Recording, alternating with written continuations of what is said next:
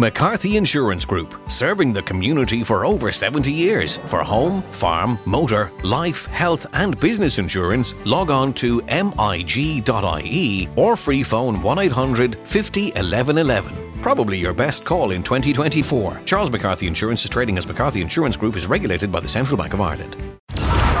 Now, real people, real opinions. Nighttime Talk with Niall Boylan. Ireland's classic hits radio. Well, on to the show, which right you to midnight. We will be talking about breastfeeding in public a little bit later on. Of course, last week was World Breastfeeding Week, where we try to encourage women to get out there and feed with their breasts, because, of course, breast is best. Isn't that what they say?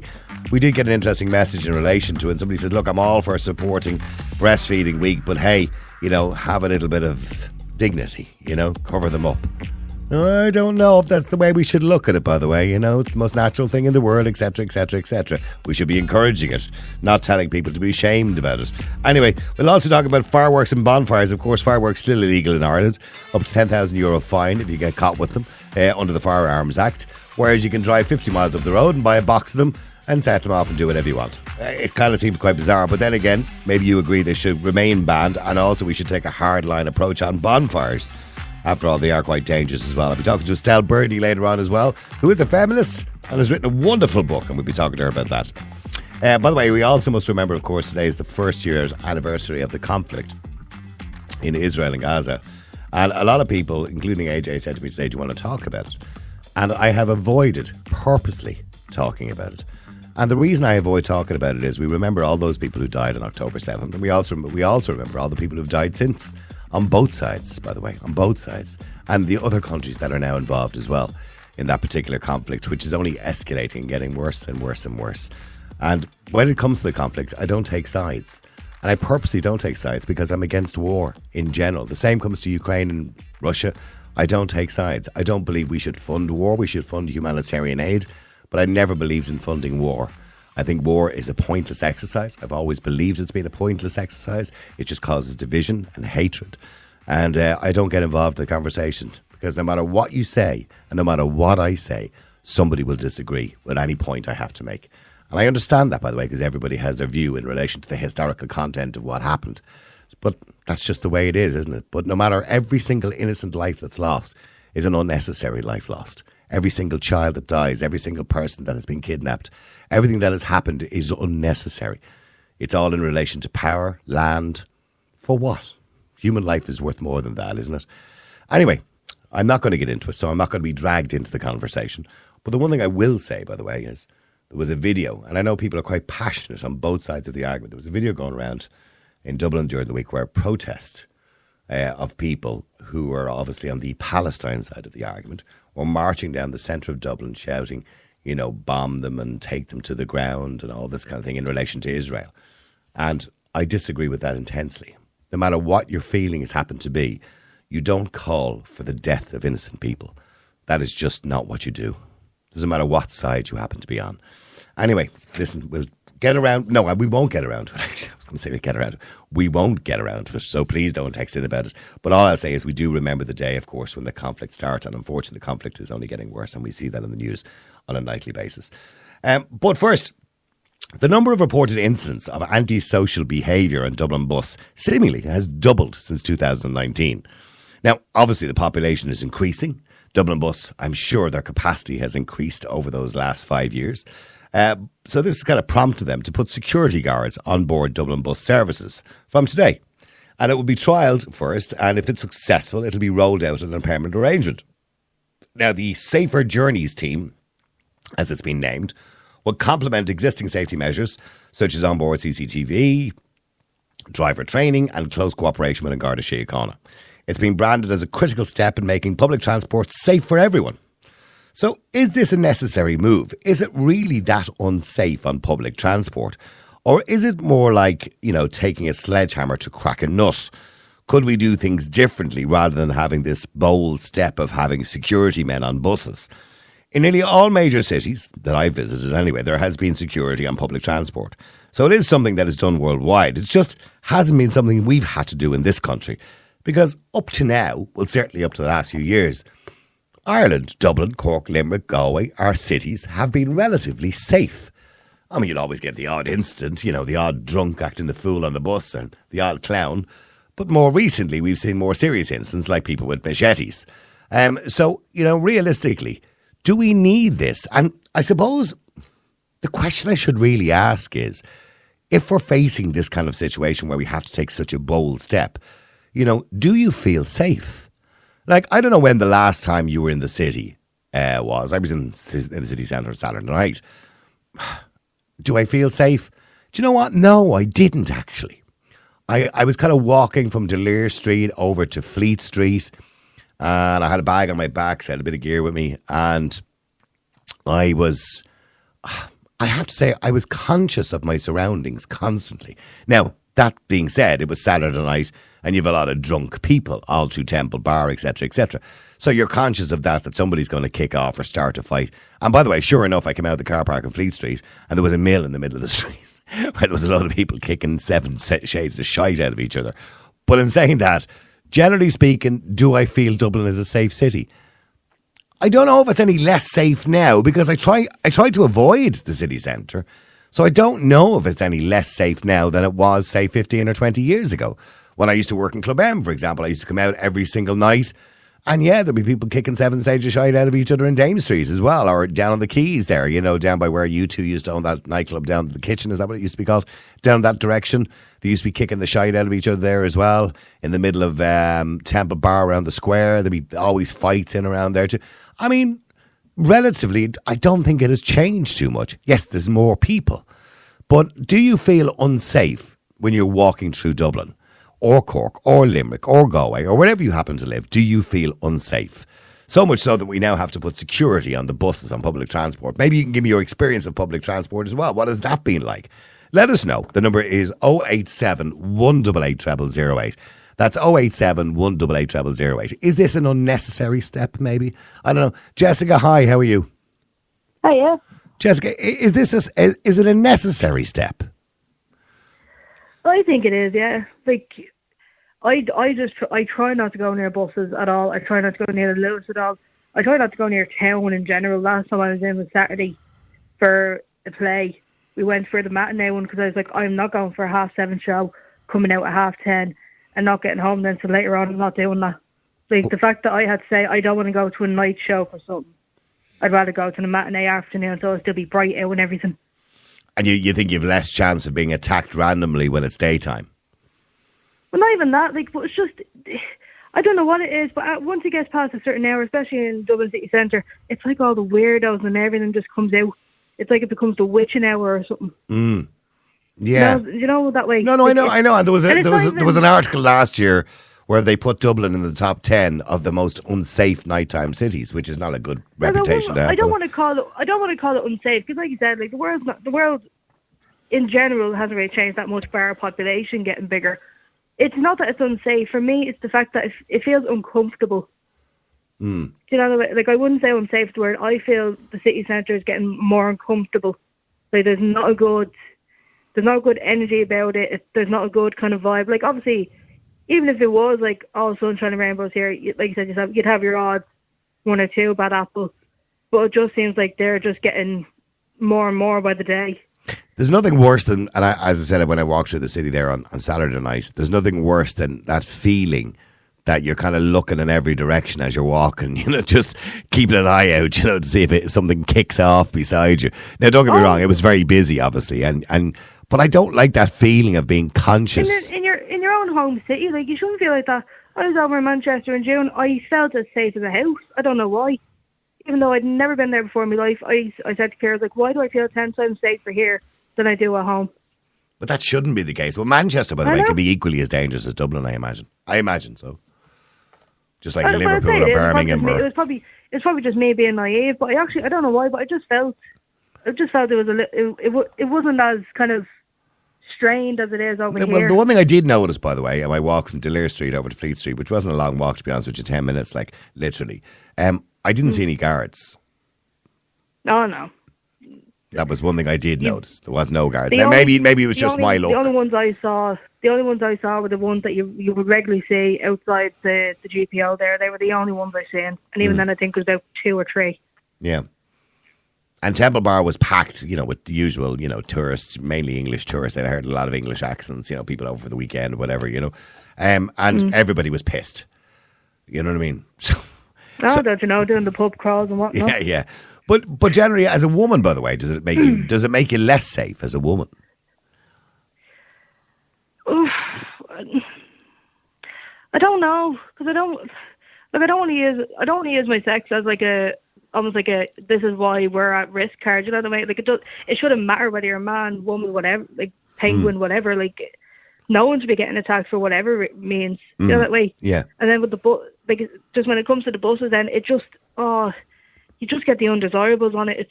It just feels horrible. And like years ago, loved getting the bus. It was great. You just want to get, but now it's just I want to get from A to B, and I don't even want to look at anyone. I don't want to hear anyone. I just want to get there.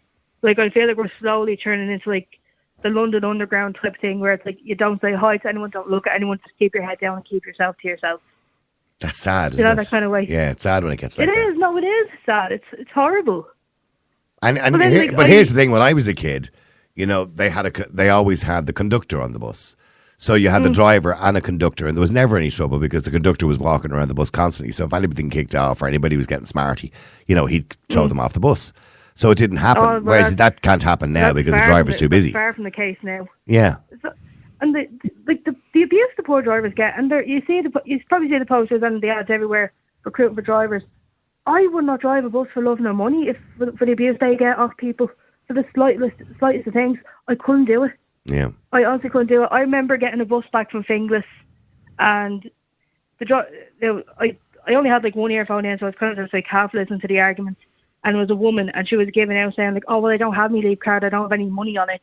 And he was like, "Well, look, I can't bring you like your full," because she was going more or less the full way, like from Finglas to I think the Point Village on the new N4 route. And she was like, "Well, I can't top it up, blah blah blah." And he's like, "Well, I can't bring it all the way." Like he was being genuinely nice about it. Then she started screaming obscenities and bringing race into it and all. I was like, for fuck's sake, pardon my language. Like, how is it the bus driver's fault that you can't top it by your leave card? Yeah, it's not his fault. They just get abuse and everything for the stupidest of reasons. Like, it actually breaks my heart. I don't know how they do it. Yeah. You don't know what nutso then, like you said, could come up to you and shank you or something to the glass or whatever. Yeah, I don't know how safe or secure those glass cabins the drivers are in. I'm assuming they kind of just look like reinforced plastic, but I could be wrong. Yeah, I know, maybe they are better than I think they are, but I'm assuming anybody could probably pull it open or and do some damage to the driver. Well, I hope. I'm sure, by the way, it has happened. I'm sure drivers do get injured on a regular basis. Well, stay there, Jessica. Let me go to Oisin as well. Oisin, hi. How are you? All right, now, my friend. How are you? I'm good, Oisin. That's very, very jovial of you tonight. Very priestly of you there, actually, to be honest. It is. I was going to copy, I can't remember his name when I should. What is it? All right, now. Yeah, James. James, sorry, James, if you're listening to this, I apologise. No, anyway, I'm going to copy this monkey here now. He's not going to like that one bit. Yeah, well, James. No, I was, yeah, that's the one, yeah. No, I love it. That's the signature. It's well, we all have to have our signatures.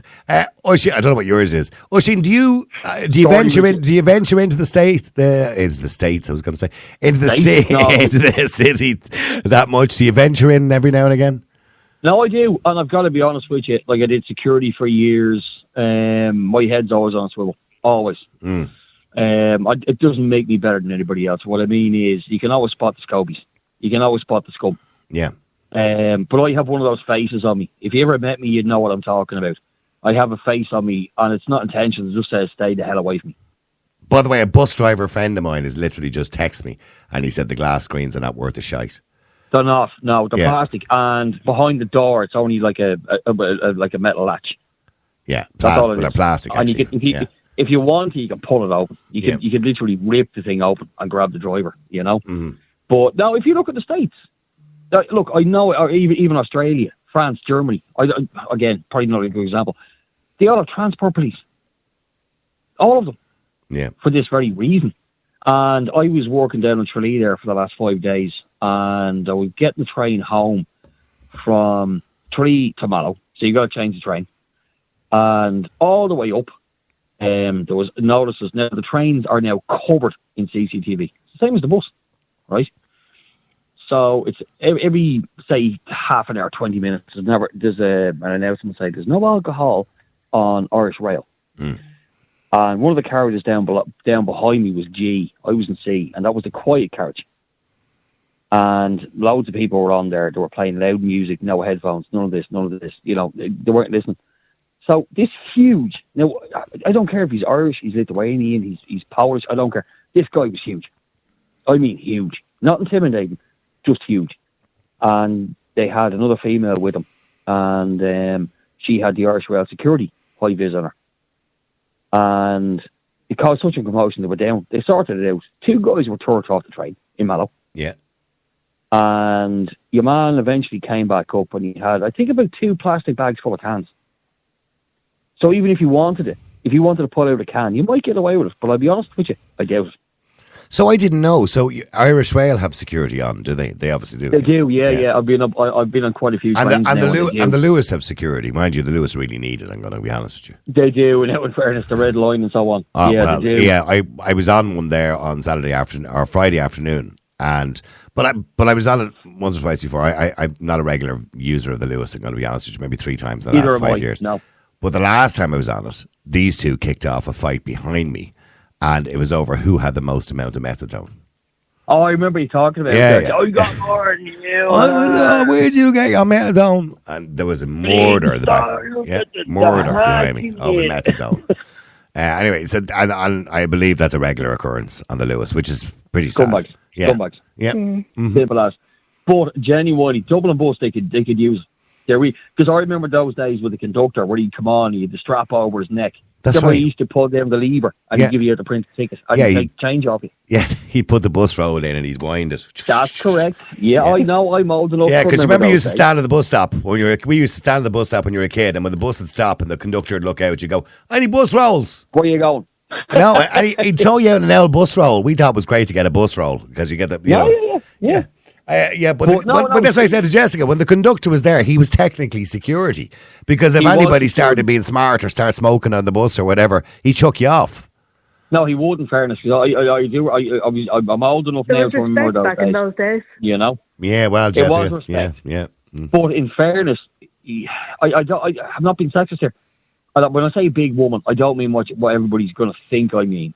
I mean, you get a huge big What woman. other way do I take that, by the way, when you say big woman? I know, but you know what I mean. I mean, a muscular muscular woman. I'll rephrase that, right? A tough-looking man, a tough-looking woman. Now, I don't know where they're going to get them all from on Dublin buses. Like, big enough and strong enough to handle, once they've been trained properly, safety, first aid, blah, blah, blah, just in case. You never know. And they can literally just pick you up and throw you off the bus. Oh, that reminds me. I seen it. Sorry, Terry and Eddie, I'll be with you a second. That reminds me. I watched a video tonight online on Twitter, right? And it's of 2 police. I think it's in England or France. I'm not too sure. And they're arresting this little 10-year-old scut, little red-headed shite, right? And they have handcuffs on him, and he's coursing at them, calling them bastards, everything, right? And there's a woman and a man. Let me guess. Everyone's like, he's only a little fella.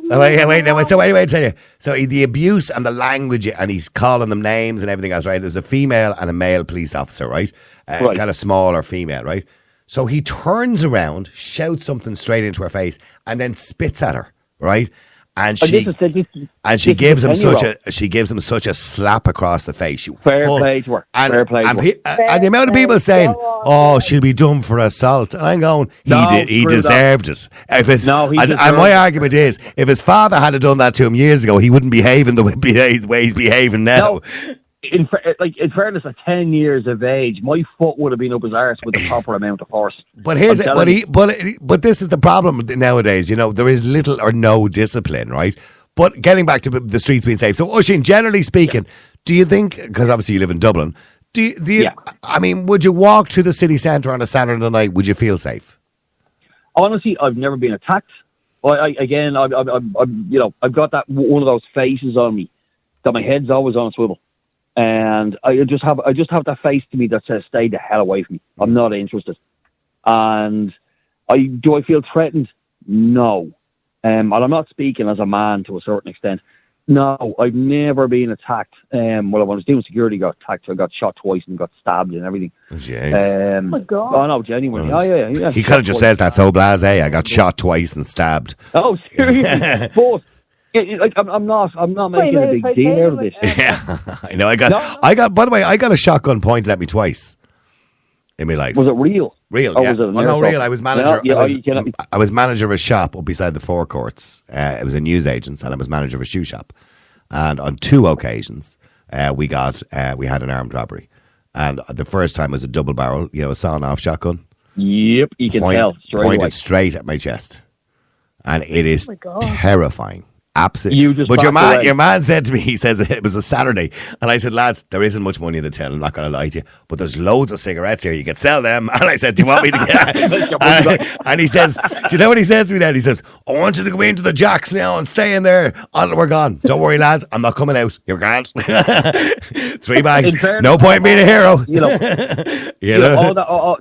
all that merchandise is insured. Yeah. Your life isn't. Okay, well, we'll stay there for a second. By the way, somebody says, Niall, in the old days, you could smoke on the buses. Well, you could smoke upstairs on the bus, but then they brought an end to that, I think, in the kind of late 70s or mid-80s or sometime. I can't remember when they brought an end to that. In the mid-80s, coming into the 90s. Yeah, okay, let me go to Terry as well. Terry, hi, how are you? How you doing, Niall? I'm good. Terry, do you feel safe? Yeah, I do, really, yeah. Yeah. Mm-hmm. And do you use public transport much? Yeah, I would. No, I actually agree that, look, most European cities have security on their things, but you see, Yeah, they have they a do. better transport system than what we have. Yeah. A lot of them don't have it on buses, but they do have it on rail and Lewis type Yeah. of Yeah. things, which we do as well. No, I've often been on the Lewis, and in saying that, no, I've seen kids kind of acting the maggot, right, and been very abusive and roaring and shouting at them. But I've actually seen the security as well not helping the situation. In what sense? In quite an aggressive stance against them, Right, and okay. kind of challenging them, and I've actually seen it. And then I've seen people that have been out their mallet coming up and down, and they'd be asleep on the roof, and I've seen security just get on and take them off like sacks of potatoes and just leave them at Euston Station. Right. And which you know what I mean? It's When you say they're asleep, they're off their mallet, is what you said, right? So yeah. So they're on drugs. They're goofing off. Yeah, but they shouldn't be Right. on the Lewis if they're goofing off. Well, if they have a ticket and they're look, whether they should or shouldn't be. You know what I mean? Yeah, but the Lewis is not a rehab centre. You know what I mean? It's for them to goof off. I understand that. But the other thing that I would say is, like, are you going to put security on buses? Like, Dublin Bus have a built-in security thing. If there is something happens on the bus, they have an emergency bell. Yeah. And that they can call the police. So what powers are you going to give to the security? Like, are they going to aggravate a situation that the police should be dealing with rather than Yes. Sorry, Oisin. So you want to say something? Sorry, I apologise for cutting in. If the security are trained properly, as I said, I'm 5'1". I did security for years. If they're trained properly, you don't go in and start roaring and shouting. Look, we can all lose our head. But with security in that situation, you literally have to calm it down. You're going to be told an awful lot of crap. They could be drunk, high on drugs, blah, blah, blah, blah, blah, blah, blah. You actually have to talk the individual or individuals down, depending on, if you're on your own, it can be difficult. I've done it. But you have to try and talk them down. Listen, I have been in situations around Dublin. I've been in different places around Dublin, and I would turn around and say, with all the training that security have, some of them aggravate something more when they should just kind of maybe not. Yeah, I do get what you're saying. I do get what you're saying. But nowadays, security guys are better trained. Years ago, of course, security went in heavy-handed, right? But nowadays, they kind of have body cams. They're better trained. Why don't they just put the police on? Why don't they just put the police on? Because we don't have enough police, Terry. We don't have enough. No, Well then, employ them to do specific. Look, if they wanted enough police, that they could have it. But that would be a waste. No, that would be a waste of the police to have a police a guard on every bloody bus. That'd be a waste. No. Well then, it's going to be the same price. It's going to be the same price to put security on it. I guarantee that. Yeah, but it's not about the money. It's easier to hire third party security companies to look after that because they can hire people who've just done a security course. If you're hiring guards, they're people who are trained in Templemore and being paid by the state and everything. It's a much different situation. We don't have enough guards as it is, Terry, for God's sake.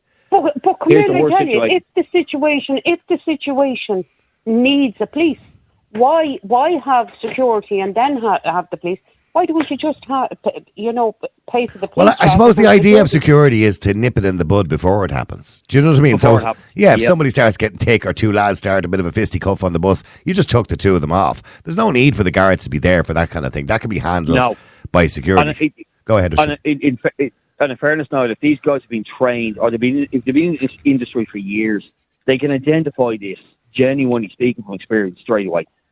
I look, it's easier said than done, trust me. But they can identify it from a mile away. Terry, do you feel safe, generally speaking, in the city? Well, I've no reason to feel unsafe. Look, you're talking about down Temple Bar. Now, probably the last place I will go to is Temple Bar. I don't really go down Temple Bar, but I do like Camden Street. And actually, I do feel that that's a safe place. It's probably safer than Temple Bar. Different type of clientele, isn't it? You know what I mean? It's a different type of If you go down Meath Street, where there's an awful lot of pens. Hold on. Let me tell you about Meath Street. When I was out canvassing during the elections, right, I felt relatively safe everywhere I went. And I'm not proud to say this because my mother is from James's Street, right? She's from the Liberties, right?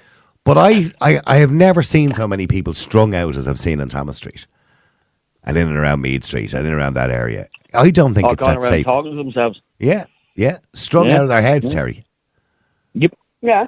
I mean, in and around the Liberties. They're strung out all over town. They're strung out all over town. Yeah, well, I know, around Eden Quay. Yeah. They're strung out in every village nearly in Dublin. They're strung out all over the place. Stay there just for a second, because I want to go to Eddie before the break, and I'm going to come to Lorraine then after the break as well. Sorry, Eddie, go ahead. Good evening, Noel. You well? Good. You've heard Oisín. Oisín, well, as long as it's done by security and it works well and good, Terry doesn't believe maybe it's necessary that maybe security add to the problem sometimes. I can understand what she means by that. Yeah. Well, Noel, as you know, I'm in the security industry, and my dad was a Dublin bus driver all his life, right? So I kind of got skin in the game. It's sad what's happening to our city, but there's too many incidents and something has to be done. It absolutely makes a mockery of McEntee's claim that Dublin is safe. That's all right saying that when you have a police presence and there's cameras on you and you're walking down the street, but you go through Dublin at 1 a.m. in the morning and there's drugs, there's homelessness, there's crime. It's a fucking hovel. It's an absolute hovel. I mean, I have comrades working on doors and the grief they get on a daily basis. I just can't imagine what it would be like to be a security guard on a bus at 2 a.m. full of drunk people because you come to target for their ire. I wouldn't do it for all the money in the world. I really wouldn't. I mean, today on News Talk, they said in a 6-month period on the trains, there was 500 incidents. That breaks down to 3 a day. And there's a high turnover of Dublin bus drivers because of this problem. You know? They have to do something. And you know what made me laugh today? When they showed the little segment on RTE News, OCS are the security company who've got a 20-week pilot contract. They showed 2 big strapping lads in high vis. And I thought, oh yeah, that looks good. It's all about the optics. But I know for a fact that the lads we're getting in the security game at the moment, half of them haven't even got a bar of English. And they're skinny little runts. They won't care as long as they fill the quotas on the buses. And these people in a high vis, at least mic them up and give them an anti-stab jacket like the Lewis lads or something. I was going to say, because when I was passing by Spencer Dock on the Lewis the other day, there was about 6 of the Lewis security, wherever they're called, I don't know what they're called. And they were standing, mind you, I thought it was odd. They were all standing in the station talking to each other. There wasn't any of them on the Lewis itself, right? But I spotted them standing on the platform. And in fairness, they all looked like security. They were big. They looked the part, big, yeah. they looked the part. Oh, yeah. they're big strapping lads. Yeah. Throw a little pink high vis on a fella. Ain't gonna, you know what I mean? But Billy Ham today, he said the brief of these security guards is to deal with antisocial behaviour, fare evasion, and crowd control. And then he actually turned around the same sentence and said, we need a dedicated guard of public transport unit. But Eamon and Ryan shot him down, you know? And also, who's going to pay for this? If this pilot scheme is successful and you roll it out, is it coming out of government coffers or are bus fares going to go up? Because this is a lot of money you're talking here. Well, putting bus fares up is not going to be the answer because the whole idea is to get people to use public transport. That's why we halved the price of it years ago. Yeah. So who's going to pay for it? Well, taxpayer. Yeah. Yeah, but I wouldn't do it, Noel. I could look after myself. I've had an incident in town there. I told you a while back. I don't think Dublin is safe. So I come home through town a certain time every morning and I go across a certain bridge in my vehicle. There's always this one junkie at the corner of this bridge because he knows the lights catch you, you know? So I'm in my car most mornings and he always stops me and asks us for money. Like, if I have a few cents, I'll give it to him. So one day I happened to be in my van and I was coming across and he didn't recognise me and he was with another lad and he kind of begged at the window and I waved out and said I've nothing. And he lost the head, right? And he put his hands on the mirror of my van and started trying to pull the mirror off my van, right? Now that cost me about 400 quid. I jumped out in a fit of rage. His mate ran and I burst him, man, right? Now, to me, Dublin isn't safe. There was another time I forgot to lock my door and in the exact same position, out of nowhere, someone pulled the door handle. You know? Yeah. It isn't safe. But are you telling me that kind of thing wouldn't have happened to you 10 or 20 years ago? It would, but it would happen. It wouldn't happen as frequent. Like the incidents, I remember my dad when he was back in the day where you had a conductor and then he went solo on the bus on his own and he had the guard screen in front of him and he would tell you about incidents. I used to be like, Jesus Christ. He was glad to get over. I was just saying that the days of the conductor, you know, we wouldn't have had this conversation because the conductor was always there to spot those incidents before they even happened. Yeah. Well, do me a favour, I have to go into a break. Stay with me if you want to. I want to come to Lorraine straight after the break. The number, by the way, is 087 188 0008. Do you feel safe? And the reason we're talking about it is, of course, Dublin Bus have this new pilot scheme. It's called the Safer Journeys Team. Nice name. Sometimes somebody all sat around a boardroom table somewhere and said, what are we going to call it? What about the Safer Journeys Team? Yeah, that's good. That's a great. It's like that movie years ago. Remember Snakes on a Plane? We got this movie about snakes on a plane. What do we call it? Let's call it Snakes on a Plane. Okay, that's a great idea. Anyway, the Safer Journeys team will be the team on the bus to make it safer. I'm asking you, is it necessary? And is Dublin really that unsafe? Let me know what you think. All right, let me go to Lorraine. Stay there, Eddie, for a second. Lorraine, hi, how are you? Hi, Niall, how are you? There you go. Your head ready had to say, and obviously his father was in the business and he's security as well, so he's got skin in the game, but he does believe that the city is not as safe as it used to be, and that maybe we need this, but they got to be trained, well trained. I totally agree. I use public transport when I'm up in Dublin. I don't drive, so I do use the buses and stuff like that, and I would feel safer knowing that there's somebody there. Mm-hmm. Why do you? So the question is then: do you feel unsafe at the moment when nobody's there, apart from the bus driver, obviously? On the bus, yeah, because you don't know what's going to happen. I've been on the bus a few times, and you've seen junkies shoot up. You've had arguments. You've had kicking and screaming.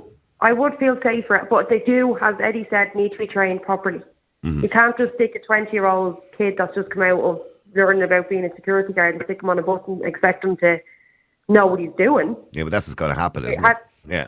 Yeah, unfortunately, I'd say that is what's going to happen. It needs to be taught properly. Like, you can't just stick, as I said, a 20-year-old little scroll or someone who can't speak English.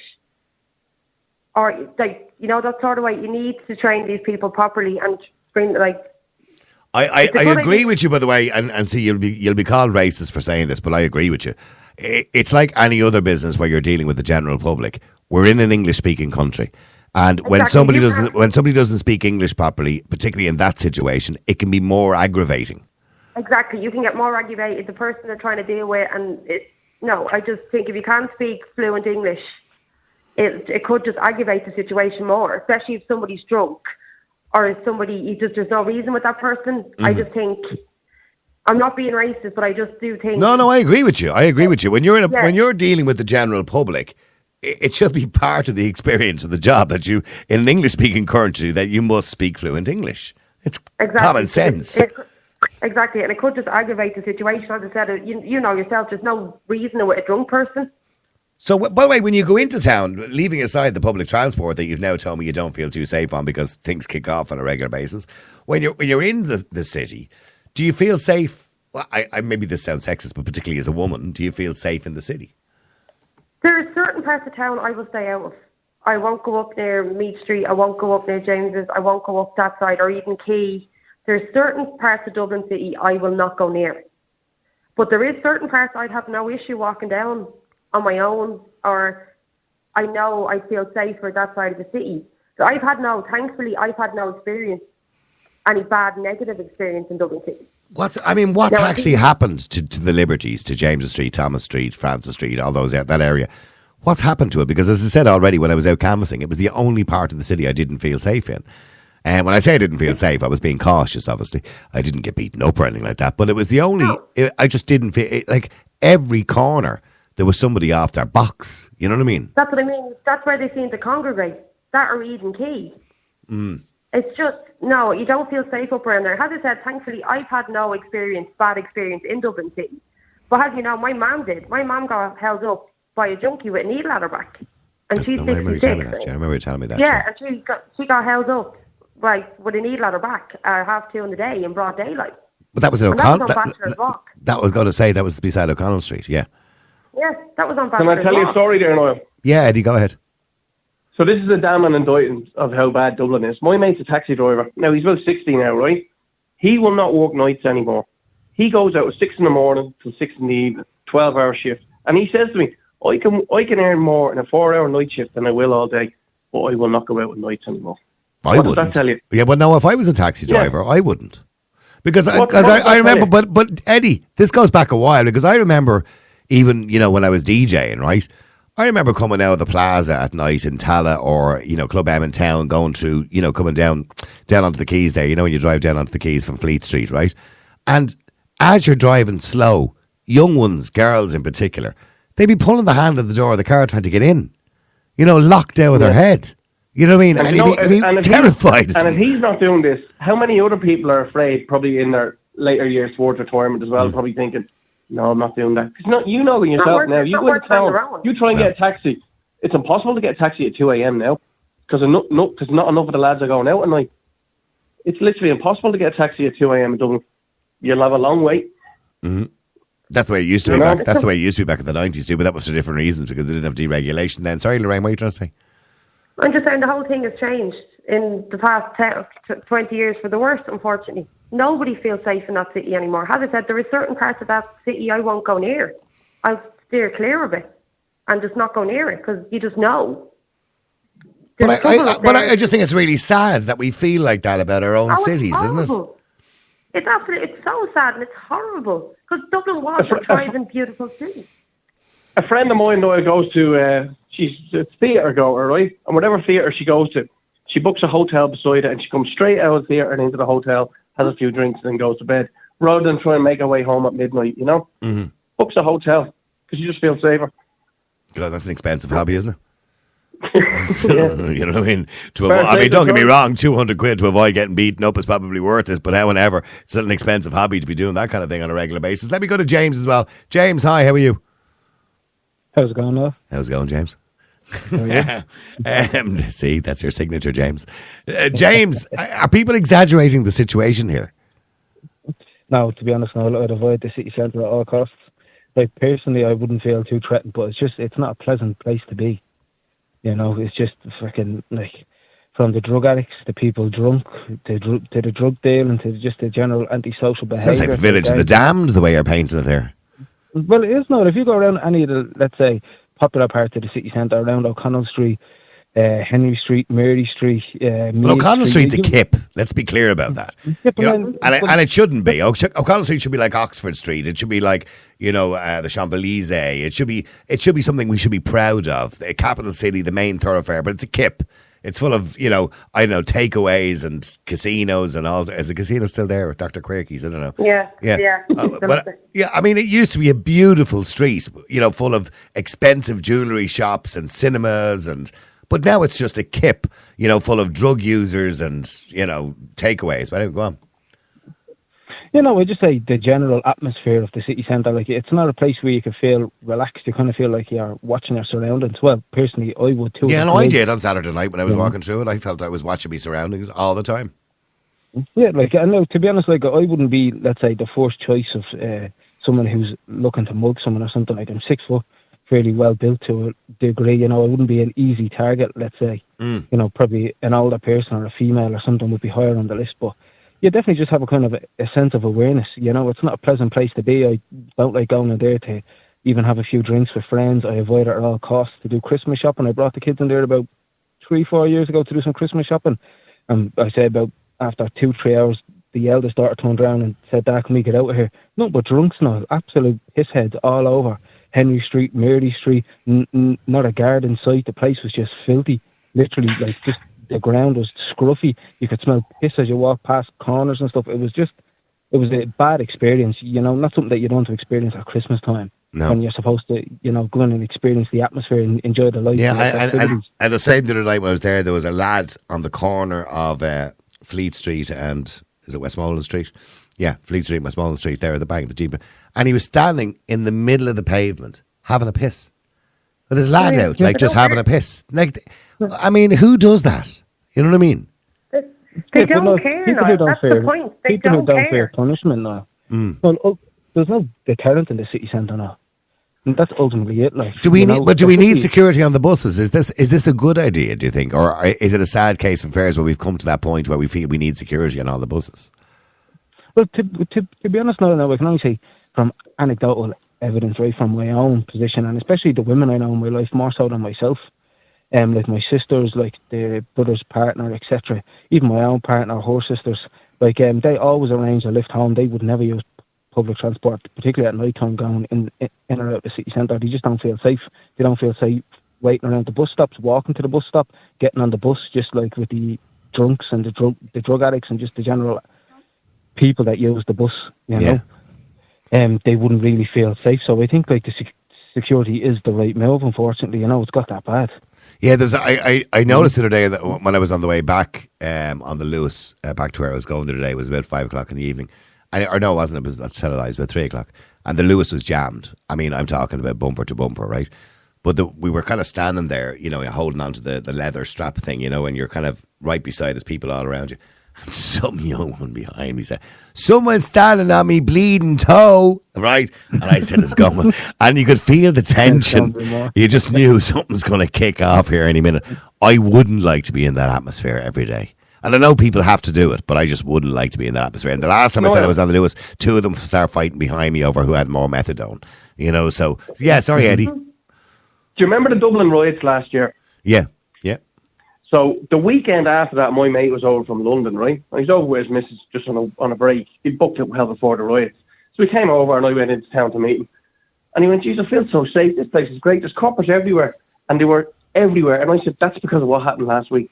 I said, "Give it another 3 weeks. You won't see sight and sound of them." Yep. And they were, sure enough, they were. As soon as all the overtime was gone, and everything calmed down again. I was back to bar in Dublin. I noticed that, and I said it on the air as well last year, just the week after the riots. I happened to be in town in Stephen's Green or in around Stephen's or Grafton Street, and the amount of guards on overtime that weekend was ridiculous to make it look safe, because of course Helen McEntee was telling everyone how safe and how wonderful the city was. They were walking around in gangs of 8. Yeah. They were everywhere. Oh, there was 2 of them on horseback up at the Olympia and everything. The approach to policing seems to be, like treating a body that's racked with disease and just treating a minor skin inflammation and shocked when the inflammation returns. You treat the rash on the surface. Yeah, but they don't see. But the problem is, James, and Eddie is right. We can hire security, we can put extra police on the streets after the week after a riot because we think, let's reduce the tension, blah blah blah, make people look like it's safe again. But they can't do that forever, because the problem is all those police that Eddie's seen that week and that I seen that week, they were all in overtime. Mm-hmm. So they were No, they what they did was they banned all leave for like 2 weeks or something like that. So you know what I mean? Yeah, but I suppose with security or more police, not be just kind of put a plaster over the issue. Yeah. It's the ultimate problem that we've had a breakdown in just general decency. Mm. And should they have a recruitment crisis as well, the guards? Yeah. Well, they are. I mean, look, they predict that we need 17,000 guards. We're now at, 13,500, and the numbers are reducing rather than increasing because more are retiring than are being hired because we can't find them. Yeah, but in fairness, would you be? That's what I was just going to say that, Lorraine. Would you be a guard? I wouldn't. No, not a hope. No. Well, I'd be a guard for the day-to-day, for helping the communities, etc. But when it comes to the political policing, that's what turns me off.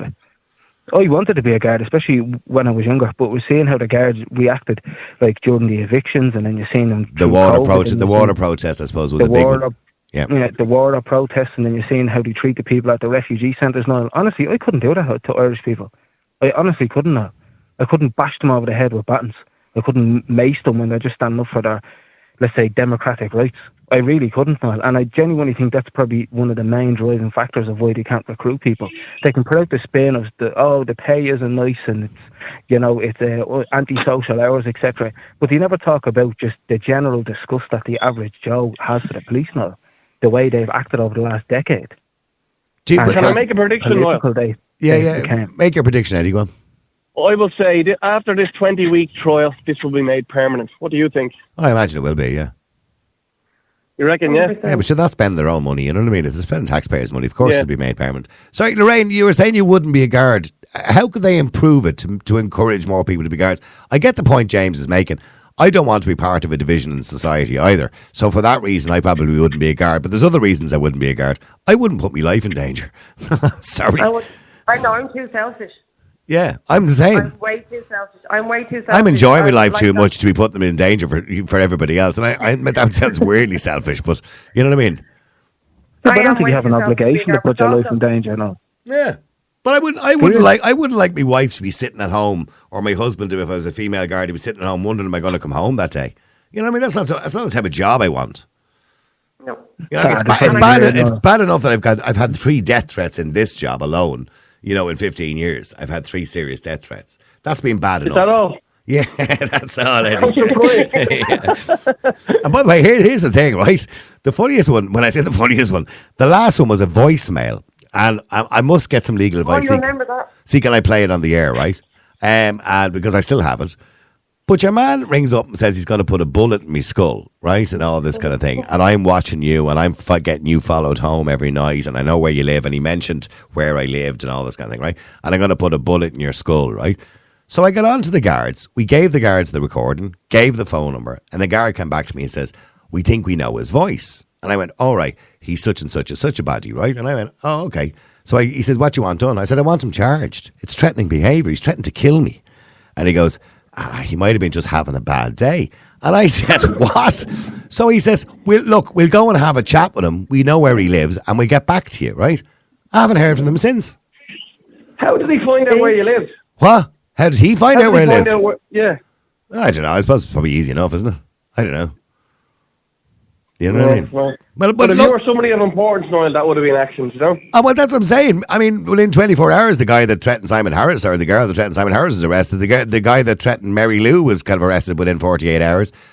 But that was nearly a year ago. And this guy verbally threatened to kill me. Said he put a bullet in my skull. Huh? That's because you're not part of the club. Ah, yeah. Nothing. There is none. I haven't heard a thing since in the cards. Not a thing. You know what, Noel, if you got elected, you would have been part of it. Say that again, Eddie. If you got elected, you would have had him nicked. Yeah, well, this is true. Sorry, Lorraine. What were you saying? They wonder why we've no faith in them. Well, yeah, maybe as you say, it depends on who you are. Maybe if I had got elected, Eddie, I would have been a somebody, and then they would have had to do something about it. Anyway, but listen, thank you very much indeed, James, Lorraine, Eddie. The overwhelming majority of people welcome the idea of having security on the buses, although hopefully it works out well. But Eddie makes a really good point. You know, I hope they're decent security and not just, paid monkeys, so to speak, who'll be just trained for 2 or 3 days and not be able to deal with situations properly and won't aggravate the situations. But a lot of people today, more or less everybody's saying the same thing.